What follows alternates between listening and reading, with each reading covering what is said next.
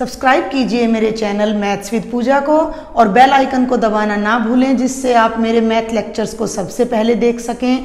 मेरे video lectures को share कीजिए। Thank you. Welcome dear students. आज हम स्टार्ट करेंगे चैप्टर नंबर 4 और उसमें उस चैप्टर से आने वाले वो क्वेश्चन जो हमारी लास्ट ईयर्स की बोर्ड की परीक्षाओं में आए हुए हैं। तो मैं आपको बता दूं कि अभी तक जितनी भी बोर्ड की परीक्षाएं हुई हैं उनमें द्विघात समीकरण में से 1 मार्क का कोई भी क्वेश्चन नहीं आया है। बट इस ईयर हमारे 40 क्वेश्चंस आएंगे, तो मे बी कि इनमें से कुछ क्वेश्चन आ जाएं, तो वो सीरीज हम बाद में डिस्कस करेंगे। तब तक हमें एक पैटर्न भी पता लग जाएगा कि इसमें से कितने क्वेश्चन 1 मार्क के आएंगे। तो अभी हम लास्ट ईयर आने वाले 4 मार्क्स के ये 2-3 क्वेश्चन करेंगे।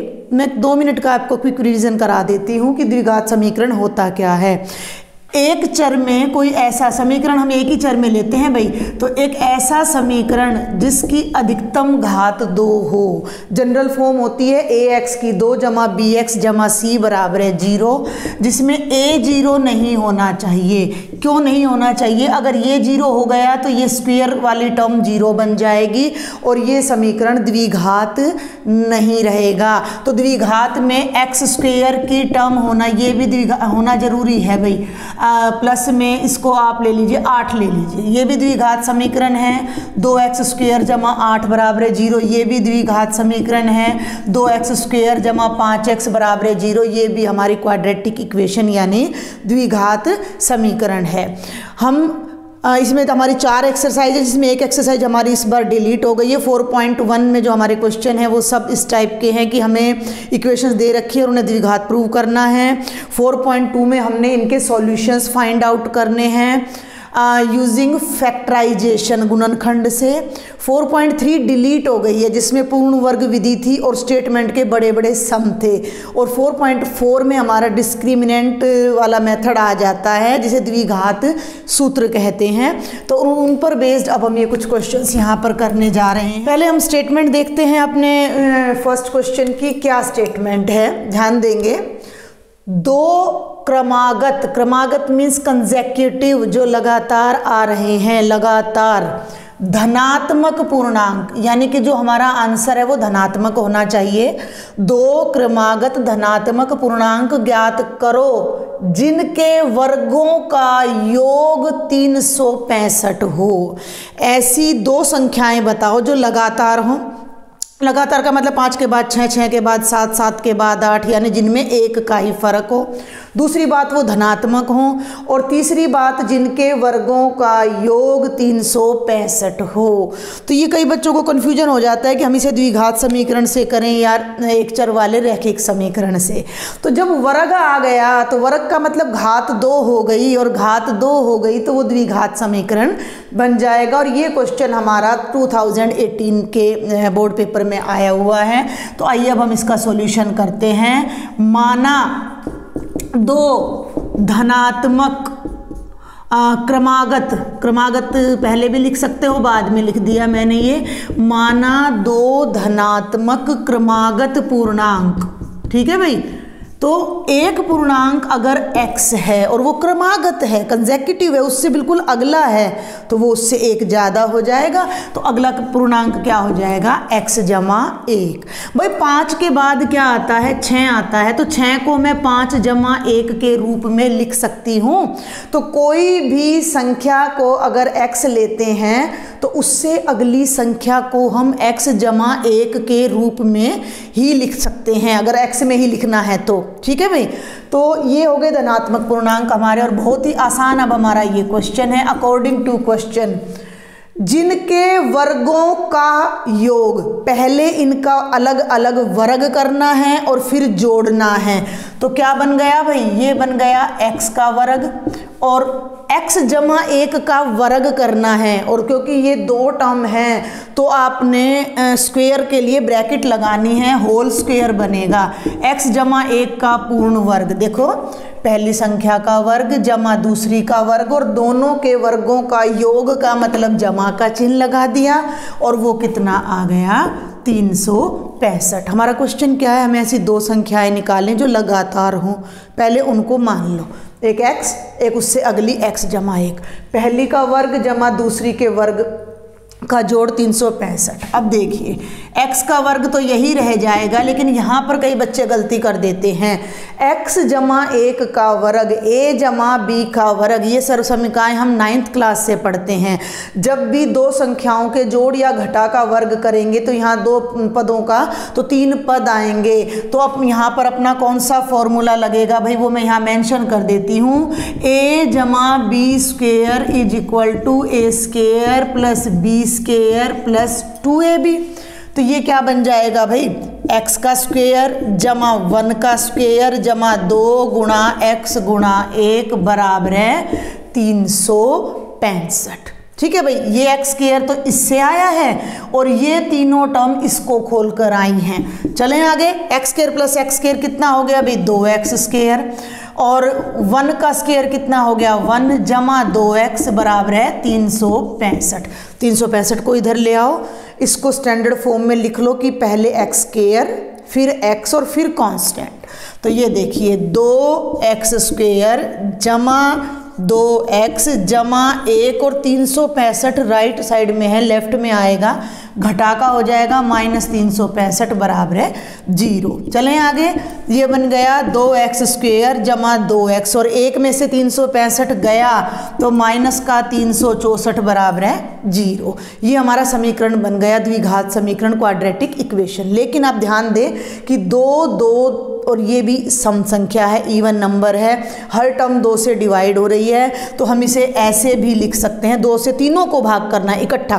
तो ये बन गया x स्क्वायर, ये बन गया x, और 364 को जब आप 2 से भाग करोगे, 364 को 2 से करोगे, 2 एकम 2 1, ऊपर से उतारा 6, 2 8 16। कई बच्चों को मैंने देखा भाग में भी दिक्कत आती है, 2 दूनी 4, कितना आ रहा है, ये आ रहा है 182 इज इक्वल टू 0। ये बन गई हमारी क्वाड्रेटिक इक्वेशन, जिसको अब हमने सॉल्व करना है। अब मैं आपको बता दूं कि एग्जाम में आपको मेंशन नहीं होगा, 1% मेंशन होगा कि आप गुणनखंड विधि से हल कीजिए। अदरवाइज आपके पास 2 तरीके होंगे, एक गुणनखंड विधि का होगा, एक द्विघात सूत्र का होगा। आपको अगर गुणनखंड एकदम से बनाने ना आए, आप द्विघात सूत्र भी लगा सकते हैं।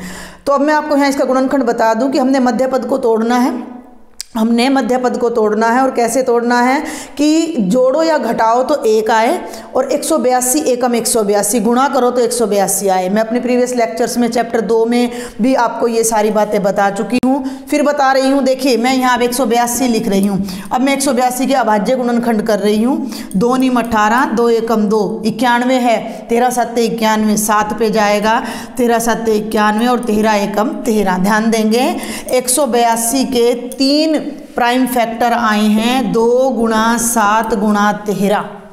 इन्हीं के कॉम्बिनेशन से हमें हमारा फैक्टर मिलेगा, या तो 2 अलग रख लो और 13 7 91 अलग रख लो।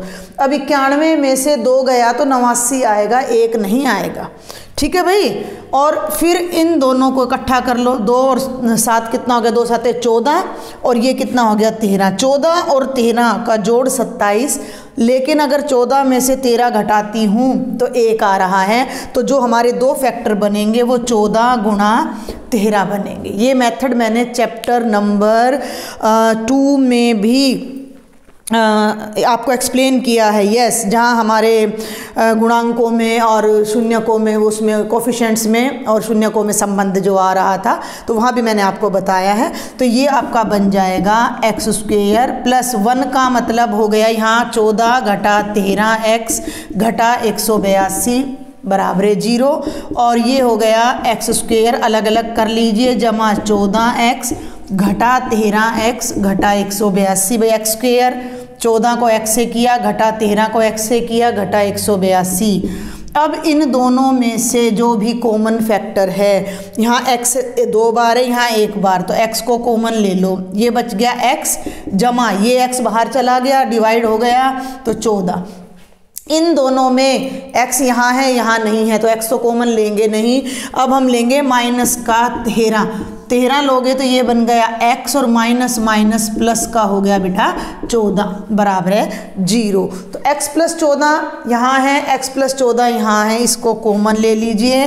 तो x प्लस 14 1 आया, और ब्रैकेट में यहाँ से x बचता है और यहाँ से 13 is equal to 0, x plus 14 into x minus 13 is equal to 0। तो ये आपका जो क्वेश्चन यहाँ से बनता है कि इन दोनों की जो प्रोडक्ट है भाई वो 0 आ रही है। इसका मतलब क्या है, इसका सीधा सा मतलब है कि x प्लस 14 बराबर है 0 या x माइनस 13 बराबर है 0। क्लियर। तो यहाँ से जब 14 को राइट में ले जाएंगे तो x की वैल्यू माइनस 14 आ रही है या x की वैल्यू 13 आ रही है। अब आपको यहाँ एक बार रुकना पड़ेगा 1 मिनट के लिए। क्यों?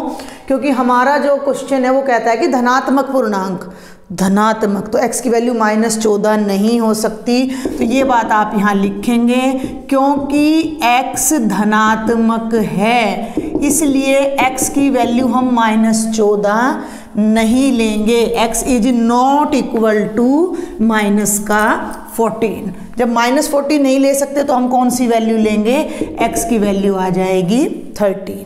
क्लियर। x 13 आ गया। क्वेश्चन क्या है, दो पूर्णांक निकालने हैं जो कि क्रमागत हैं। जब पहला पूर्णांक 13 है तो उससे अगला क्रमागत क्या हो जाएगा, उसमें 1 जोड़ दीजिए। तो यहाँ लिख दो पहला या प्रथम पूर्णांक। भाई प्रथम पूर्णांक तो हो गया x यानी कि 13 और दूसरा पूर्णांक क्या हो जाएगा, x जमा 1 यानी 13 जमा 1 यानी 14। तो ये दो हमारे पूर्णांक हो जाएंगे जो कि धनात्मक हैं और इस कंडीशन को पूरा करते हैं। चलिए अब मैं रब करते करते आपको सेकंड पर आप फोकस करें जरा कि सेकंड क्वेश्चन जो है हमारा वो 2015 में और 2018 में भी आया हुआ है। चलिए अब हम करते हैं क्वेश्चन नंबर 2। ऐसी दो संख्याएं ज्ञात करो, दो संख्याएं, ठीक है। और दो संख्याएं सुनते हमारे दिमाग में x और y आ जाता है, कोई बात नहीं, आप x और y ही लें। ज्ञात करो जिनका योग 27 है, जोड़ 27 है और गुणनफल 182 है। जब गुणनफल शब्द आ जाए तो आप दो चर वाले रैखिक समीकरण नहीं ले सकते, क्योंकि जब हम एक चर को दूसरे चर से गुणा करेंगे, मान लीजिए आपने एक चर x ले लिया और दूसरा y, तो जब आप x की y से गुणा करोगे तो वो 2 घात बन जाएगी। तो इसके लिए हमें साफ क्लियर हो रहा है कि हमें ये सवाल द्विघात समीकरण से ही करना है। स्पेशली मैंने उन बच्चों के लिए बताया जिनको डाउट रहता है कि भाई दो संख्याएं वाला सवाल है तो हम क्या किस तरीके से करें। तो माना देखिए, चलो मैं फिर पढ़ती हूँ कि दो संख्या जिनका योग 27 है, गुणनफल 182 है। तो ये 2015 में और 2018 में आया हुआ है। तो माना दो संख्याएं, आप साफ लिखिए, माना दो संख्याएं क्या हो गई भाई, x और y। तो अकॉर्डिंग टू क्वेश्चन दोनों का जो जोड़ है वो कितना है, 27 है। कोई दिक्कत नहीं यहाँ तक, दोनों का जोड़ 27 है और दोनों की जो गुणा है वो 182 है। दोनों की जो मल्टीप्लिकेशन है वो 182 है। तो अब वो मल्टीप्लिकेशन तो ये बन गई भाई, थोड़ा सा हम रफ में ट्राई करें, एक्स वाई बराबर 182। अब इससे कैसे हल होगा, तो उसके लिए आप क्या कर लीजिए, यहाँ से y की वैल्यू निकाल लीजिए। y आ गया 27 माइनस x, x राइट में चला गया। वैसे भी भाई दो संख्याओं का जोड़ 27 है, एक संख्या अगर 15 है तो दूसरी निकालनी है तो उसको 27 में से घटाएंगे, तो 27 में से हमने घटा दिया तो ये दूसरी संख्या आ गई। ऑल्सो भाई अकॉर्डिंग टू क्वेश्चन फिर से हम ले लेते हैं कि x गुणा y कितना है, 182, यस 182। तो x तो x ही रह गया और y की जगह रख दिया हमने 27 माइनस x बराबर है 182। अब आप इसको मल्टीप्लाई करिए, x को 27 से करिए तो ये बन गया 27x, x को x से करिए x square is equal to 182। ये x स्क्वेयर माइनस का है तो आप ऐसा करिए, इसको भी राइट में ले जाइए, इसको भी राइट में ले जाइए और यहाँ बच जाएगा 0। तो 0 इज इक्वल टू, देखो ये एक्स स्क्वायर माइनस का है, इस तरफ जाएगा जमा का हो जाएगा, ये जमा का है इधर जाएगा घटा का हो जाएगा और जमा का 182। तो इसे हम ऐसे ही लिख सकते हैं, एक्स स्क्वायर माइनस 27x जमा 182 बराबर है 0। और फिर वही बात आ जाती है कि मिडल टर्म को ऐसे फैक्टराइज करो कि जोड़ो या घटाओ तो 27 आए और मल्टीप्लाई करो तो 182। और 182 के फैक्टर अभी अभी हमने इससे पिछले क्वेश्चन में किए हैं, 14 गुना 13, 14 इंटू 13 182 होता है, और 14 और 13 का सम जोड़ 27 होता है। तो यहाँ इसके टुकड़े भी 14 और 13 ही बनेंगे। एक्स स्क्वेयर माइनस भाई 27 की जगह लिख दिया 14 जमा 13x, और लिख दिया भाई जमा का 182 बराबर है 0। सेपरेट कर लो, x square minus 14x minus plus minus का 13x, और भाई जमा का 182 बराबर है 0। ठीक है, अब इन दोनों में से कॉमन ले लो, इन दोनों में से तो x कॉमन आएगा, तो ये x घटा 14, और इन दोनों में से फिर वही 13 कॉमन आएगा, तो x घटा 14 बराबर है 0। इस टर्म में भी x माइनस 14 है, इस टर्म में भी x माइनस 14 है, तो फिर से हमारा x माइनस 14 कॉमन आ जाएगा। पूरी फर्स्ट टर्म में से जब x माइनस 14 बाहर आ गया तो क्या बचा, x और माइनस का 13 बराबर है 0। क्लियर। अब इन दोनों को हम इक्वल टू 0 रखते हैं भाई, x माइनस 14 बराबर है 0, और बेटा जी x माइनस 13 बराबर है 0। तो हमारे पास जो वैल्यू आएगी x की वो क्या आएगी, एक वैल्यू 14 आएगी और एक वैल्यू हमारी 13 आएगी। तो x इज इक्वल टू 14 और x इज इक्वल टू 13। अब ये एक ही संख्या आई है, अभी हमने दूसरी संख्या और निकालनी है। भाई हमारी पहली संख्या या तो 14 है या 13 है। ठीक है, अगर पहली संख्या 14 है तो दूसरी संख्या क्या होगी, इस स्थिति में दूसरी संख्या y क्या होगी, 27 घटा x। ठीक है भाई, ये हमने ये इरेज कर दिया था इसलिए मैंने दोबारा लिखा है, आपको याद आ जाए। तो भाई ये बन गया 27 घटा 14, और 27 में से 14 गए 13।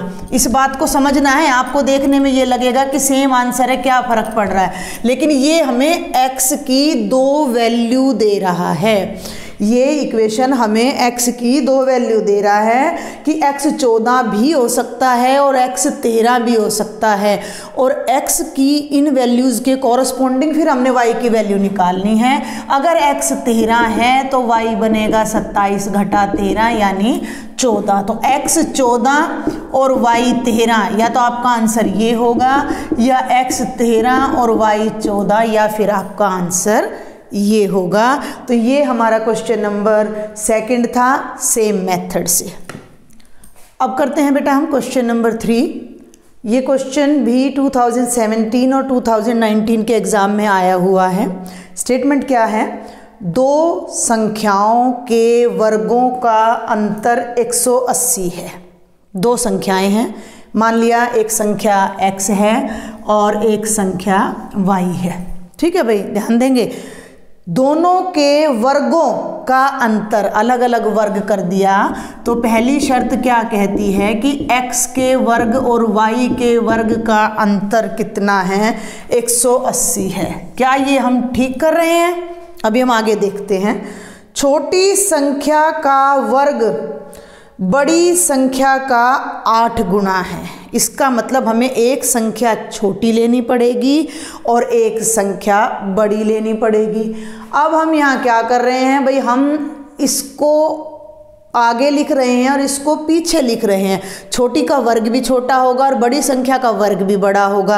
तो अब हम छोटे में से बड़ा घटाएंगे तो नेगेटिव आंसर आएगा, जबकि ये पॉजिटिव है। तो हमें x को बड़ा लेना है, माना बड़ी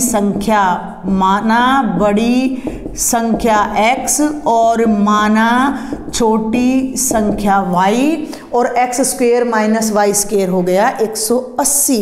अब अगली बात पर आ जाइए। ठीक है भाई, वो डिफरेंस पता लग गया। अब आपको मैंने क्या किया, छोटी संख्या का वर्ग, छोटी का वर्ग यहीं पे करती हूँ मैं। देखो छोटी कौन है, y का वर्ग। ठीक है, बड़ी संख्या का 8 गुना है, बड़ी संख्या के वर्ग का नहीं, बड़ी संख्या का।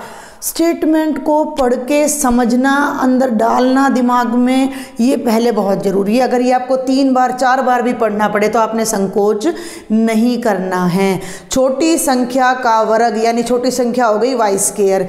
बड़ी संख्या कौन सी है, x, उसका 8 गुना करोगे तो क्या आ जाएगा, 8x। अकॉर्डिंग टू क्वेश्चन भाई क्या कह रहा है, y का स्क्वायर बड़ी संख्या का 8 गुना है, यानी y स्क्वायर किसके बराबर है, 8x के। ये दूसरी शर्त है। तो अब हमने x और y ही लिया था, लेकिन स्क्वायर आ रहा है, तो स्क्वायर का मतलब हम द्विघात समीकरण कर रहे हैं, तो इस y स्क्वायर की जगह 8x को यहाँ पर रख दीजिए इक्वेशन नंबर 1 में। समीकरण 1 में y स्क्वायर का मान रखने पर, अब कुछ भी नहीं है इस क्वेश्चन में, ये बन गया x square, y square x का 8 गुना है, तो इसकी जगह आ गया 8x बराबर है 180। इधर ले आओ 180 को, तो x square minus 8x minus 180 बराबर है 0। ये हमारा द्विघात समीकरण बन गया। हम इसकी मिडल टर्म को फैक्टराइज करके और इसका सॉल्यूशन निकालते हैं। तो हमें ऐसे तोड़ना है कि जोड़ो या घटाओ तो 8 आए, और गुणा या गुणा करो तो 180 बन जाए, 180 आए। बिल्कुल आसान से टुकड़े हैं, और जैसे मैंने आपको बता रखे हैं उस तरह से आप कर भी सकते हो। 18 धाई 180, 18 10 जा 180, और 18 में से 10 माइनस करोगे तो 8 भी आएगा।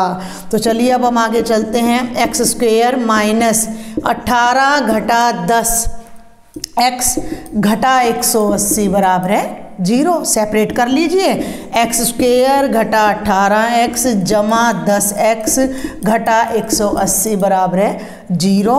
इन दोनों में से x कॉमन ले लो, x घटा 18, इन दोनों में x तो है नहीं, ये 10 है और ये भी 10 की टेबल में आता है, तो 10 कॉमन ले लिया, x घटा 18 बराबर है 0। ये मैं आपको सेकंड चैप्टर में ही बता चुकी हूँ कि ये दोनों फैक्टर कॉमन आते हैं, सेम आएंगे। इसका मतलब है कि आप ठीक कर रहे हो, अगर ये सेम नहीं आ रहे तो आप गलत कर रहे हो। तो यहाँ दोनों में से फिर से x माइनस 18 कॉमन लिया, और ये हो गया x जमा 10 बराबर है 0।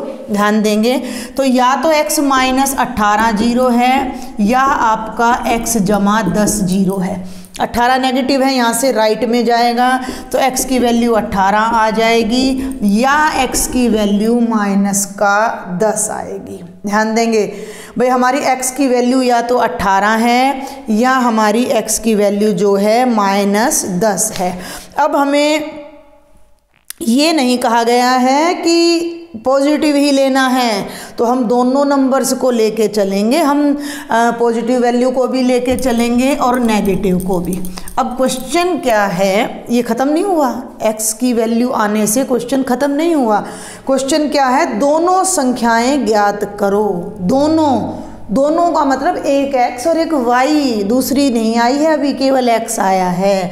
तो अब हम करेंगे कि जब x कितना है, 18 है, जब x 18 है तो y कैसे निकलेगा। अब ध्यान देना है मेरी बात पर।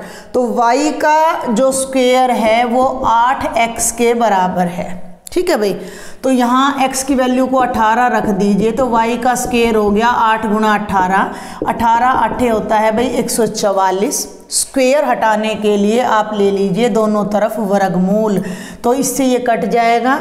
और 144 का वर्गमूल जमा का भी 12 आता है और घटा का भी 12 आता है। जमा के 12 का वर्ग करोगे भाई, 12 का वर्ग करोगे तो भी 12 गुणा 12 144 आता है, और माइनस 12 का वर्ग करोगे तो भी माइनस 12 गुणा माइनस 12 यानी प्लस का 144।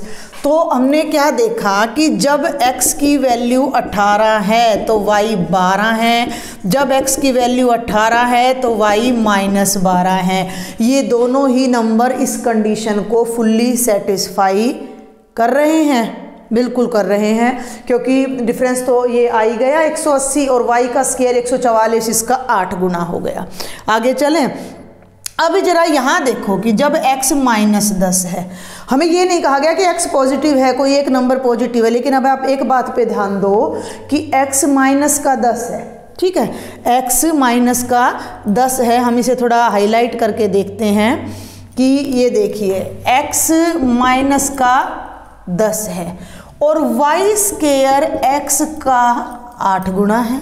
अगर मैं यहाँ x की जगह माइनस का 10 रख दूं तो y स्क्वायर माइनस का 80 हो गया, जबकि किसी भी नंबर का स्क्वायर कभी भी नेगेटिव नहीं हो सकता। इट मीन्स हम x की वैल्यू -10 को कंसीडर नहीं कर सकते, तो x इज इक्वल टू -10 संभव नहीं है। आप ऐसे लिखकर इसको छोड़ दीजिए, क्योंकि इसका कारण ये हमने यहाँ पर दे दिया है कि x की वैल्यू -10 हम नहीं ले पाएंगे, क्योंकि जो छोटे नंबर का स्क्वायर है वो बड़े का 8 गुना है और स्क्वायर कभी भी नेगेटिव नहीं होता है। तो बेटा ये 3 क्वेश्चन मैंने आपको इस वीडियो लेक्चर में कराए हैं, तीनों ही मैंने आपको गुणनखंड विधि से कराए हैं और ये वो क्वेश्चन है जो लास्ट ईयर के एग्जाम में आए हैं। आप इनकी प्रैक्टिस करो बहुत अच्छे से, पहले इन्हीं 3 क्वेश्चंस को बहुत अच्छे से प्रैक्टिस करो। नेक्स्ट वीडियो में मैं आपको और भी क्वेश्चंस कराऊंगी। अगर आपको कोई डाउट है तो आप मुझे कमेंट बॉक्स में लिखें। If you like my video lectures then please share and subscribe my channel. Thank you.